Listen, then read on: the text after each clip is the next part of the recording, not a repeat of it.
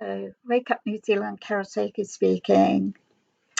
Well, the election's over and we've got what we've got. Now we must hold whoever's in Parliament to account.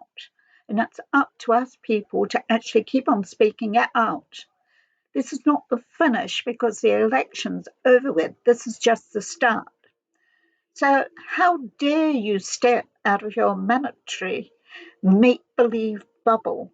I'm talking about climate alarmism that every political party in Parliament are actually pushing. But this time I'm talking about local government. So it's a collaboration between central government and local government, this time Auckland Council. Auckland Council is a member of the Global Covenant of Mayors and is a C40 city.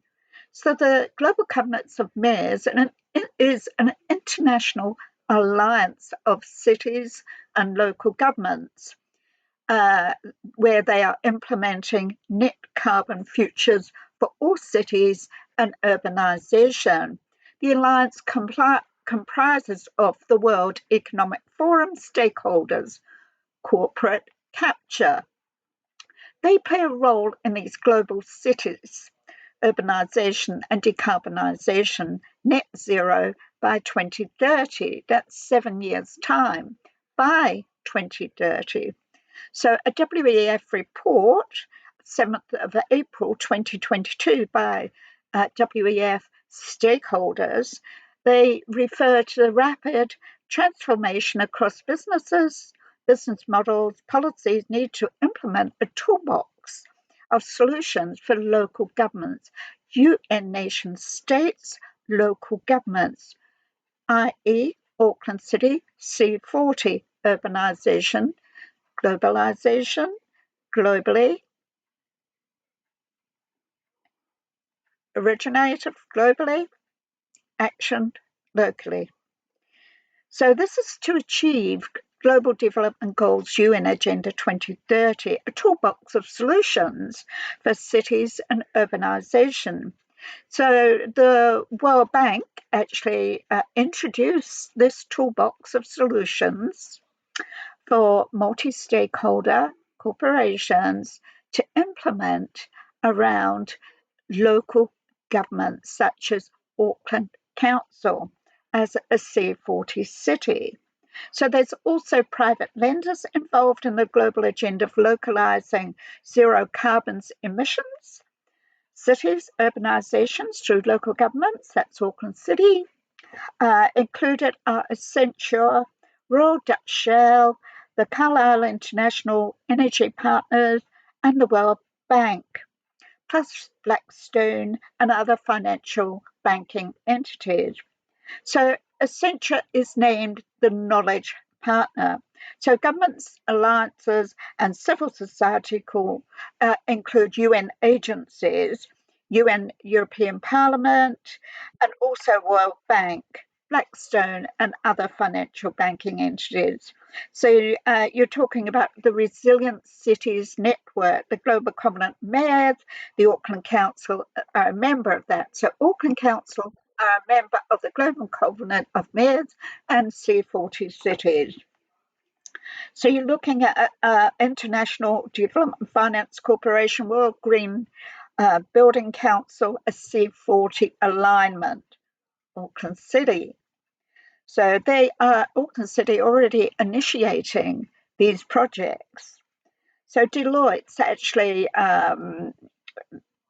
put together a 40-page PDF for Auckland City Council, and this was called Auckland Unlimited, dated the 23rd of July 2023, titled Auckland's Turning Point, includes the cost of climate inaction versus decisive actions, the cost policies to transition economies, fossil fuels, and the rising cost of emissions. So what they say, the rising cost of emissions is the driver to get rid of fossil fuels, coal. So this is being done purposely so.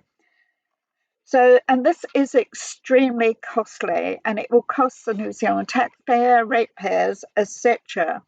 it comes out of the pockets of New Zealanders. So Auckland Council website refers to the rising cost of emissions and the demand to shift to renewable energy. Increasing the cost of emissions is a key driver to get rid of coal. Fossil fuels refers to reinvesting in renewables. And their climate action plan for Auckland City, they call it holistic. This is what Auckland Council call it on their website. Holistic plan to get rid of coal fossil fuels. Imagine how much anxiety this is going to cause people and the stress. So it's all about crisis, isn't it, to change. So Auckland Council reporting that Marion Pacific Island people are significant for the future workforce in transport, logistics and manufacturing sector. Race-based employment, a class society, Marxism, socialism. The Global Carbon Initiative implemented by Auckland Council, the holistic transformation to net zero carbons by C40 cities collaborating with the Global Covenant of Mayors, UN, a business as usual scenario, the World Bank. So all modelled for the Auckland transport, remote working from home, reduced trip length, shift to public transport, walking, cycling, switching to electric and zero emissions vehicles. That is passenger, commercial and freight, and increased transport orientated development by 2030 within 7 years. So they include decarbonisation, and they're talking about renewable grid, electricity 94%, retrofitting 50%, and replacing natural gas boilers with heat pumps for residential buildings and commercial all buildings to be running at net zero within 7 years. As for agriculture and forestry, farmers always under attack, the government's whipping boy. Remember, people, this is being implemented locally by the local government. So all eyes of a central government, and they are to play in this one. They are implemented, and it's been actioned by local government. So methane emissions from livestock are to be decreased by 10%. In line with New Zealand's Zero Carbon Amendment Act on land emissions, fertiliser use to be reduced, and extensive tree planting, more tree planting. Before 2050, 100% grid electricity, 50% of residential commercial buildings installed with solar panels, 50% of processed heat switch from gas to electricity, residential and commercial, and the switching of gas to biofuels. Before 2050, transport vehicle kilometre travel by private vehicles is reduced. Avoid motorised vehicle travel, remote working, reduced trip length, public transport mode by distance increased, cycling increased, walking increased, and 100% of Auckland bus fleet will be electric. By 2030, 20% of reduction in methane emissions from agriculture, livestock. Planting 15,480 more hectares of forest, and 30% reduction of greenhouse emissions as to the source of land, e.g. Fertiliser use and liming reduced. So by 2050, that's before 2050, by the way, and they don't give a date, 47% reduction in methane emissions of livestock. Plant 100% forests of 19,350 hectares of new forests. 80% reduction of GHG emissions land, e.g. from fertiliser use and liming reduced. So the Model Decarbonisation reported by Auckland Council started in 2016. This was their pathway from 2016 to 2020 and to decrease it rapidly here on in. So the annual emissions provisional data, etc., modelled in 2017 to 2019. So this is Auckland Council's plan to transform by climate models to reproduce important atmospheric phenomena. So climate models include bias, includes the uncertainties around natural variability in the climate system, climatic, imprecise observational instruments, and clouds. Clouds are important because if they are lower, it means that the planet is warmer. If they're higher, the planet is cooler. But clouds have many different patterns. They're small, all different sizes. They just cannot model those clouds, and they're so important. So there's lots of biases, including uncertainties, natural variability in the climate system, instruments they use are imprecise, and clouds cause big uncertainties. Not enough trees in the whole world would ever offset emissions. Never will do, even if they planted 1 trillion trees. It won't. Climate is natural. It's all about climatic.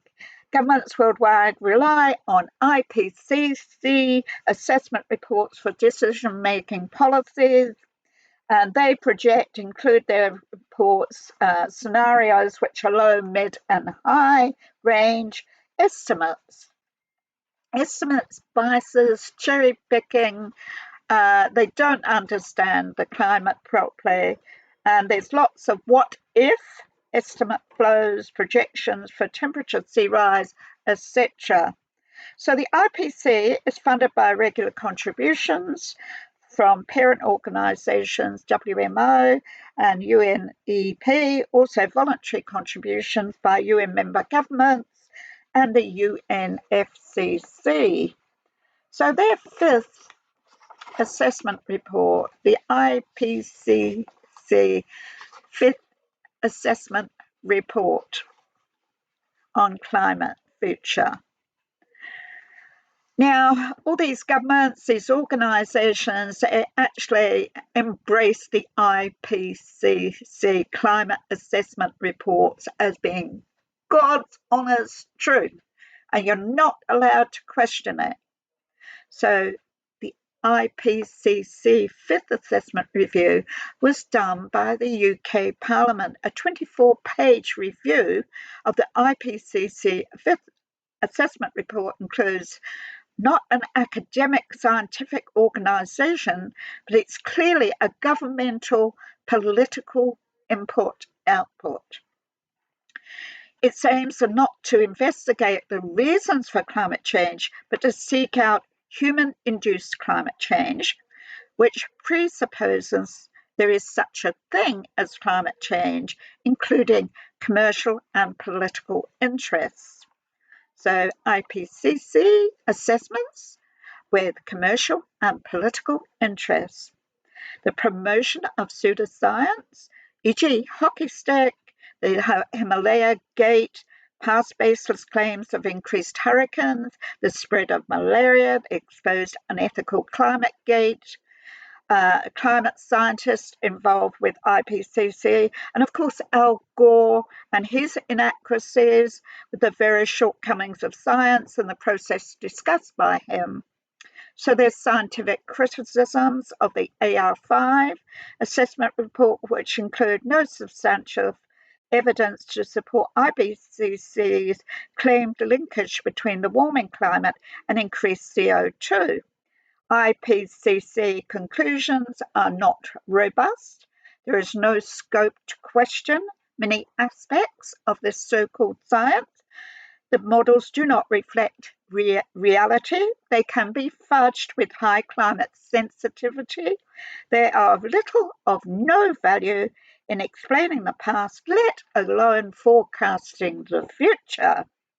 For UN state governments and collaborators, activist groups, academia, and the military don't speak the truth, don't have an alternative opinion, just live in a bubble in the world of make-believe called science is settled. The consensus is science is settled. Never mind the world outside your make-believe bubble of science is settled. How dare you jump outside it and question it? So this conveys an alarmist evaluation of the influencing on climate CO2 emissions that doesn't properly reflect scientific knowledge with distortions of political purposes. The handling of uncertainties, claiming something like 95% uncertain, is shocking and deeply unscientific. There's a failure to assess climate sensitivity, estimates which are suggesting much lower figures than used in climate models by IPCC. There's a failure to examine natural variability. The role of clouds and water vapour are not properly understood. The contribution of methane has not been properly analysed. The possible effect of the sun was effectively dismissed. The science is definitely not settled. Several purposes that the IPCC is past its sell-by date. So it's well past its sell-by date, these IPCC assessment reports. So the realities of climate science, the AR5 conclusions, fatally weaken the economic case for policy action. Both the level of and confidence in temperature projections are sharply reduced. There are factual errors in the science. The public policy analysts and some of the skeptic scientists argue that the IPCC process is not all that it's cracked up to be. Notably, it is not exclusively the work of independent scientists. It's not. Because some of those authors of the IPCC report come from New Zealand, and they're definitely not climate scientists. So the chairman, the head of WGI, and some of the lead authors have a strong green activist credentials. The IPCC authors were selected because they were known to agree with the consensus that science is settled. The growing implications of the complexity of climate change problem and its potential solutions are becoming increasingly apparent, highlighting the inadequacies of the consensus to power approach for decision-making on complex issues associated with climate change. Climate change is natural. So there's many unknowns in climate science. Apart from Britain, where climate science is dominated by politically correct state scientists, there is no sound basis for claims of an international consensus. It uses evasive wording to cover over issues which are embarrassing to its main story. So, the proposal to rely on renewables to reduce CO2 emissions is impractical, given their high costs, the use of land. There is general agreement among the commentators that the SPM is a politically contrived document. So IPCC reports politically contrived for policies, for governments, for controlling people's lives, to control what you consume, to control the way you live. The IPCC has failed to ensure any compliance with its fundamental principle of requiring a comprehensive, objective, open, transparent process. The British attempts at decarbonisation are both ineffectual, expensive, illusionary tokenism that will do nothing to save the planet. I'm concluding here. The whole aim of practical politics is to keep the populace alarmed and hence clamorous to be led to safety by menacing it with endless series of hobgoblins, all of them imaginary. Written by H.L. Mencken. To keep you alarmed in crisis. Think of it. Crisis, crisis, crisis. We've had nothing but crisis, crisis, crisis. And the silence around the pandemic. Stay silent. Don't dare question it. Don't dare question the science. Don't you dare question it. So you have to stay in your monetary bubble of make-believe and not step out into the world of scientific reality that climate is natural. Wake up, New Zealand.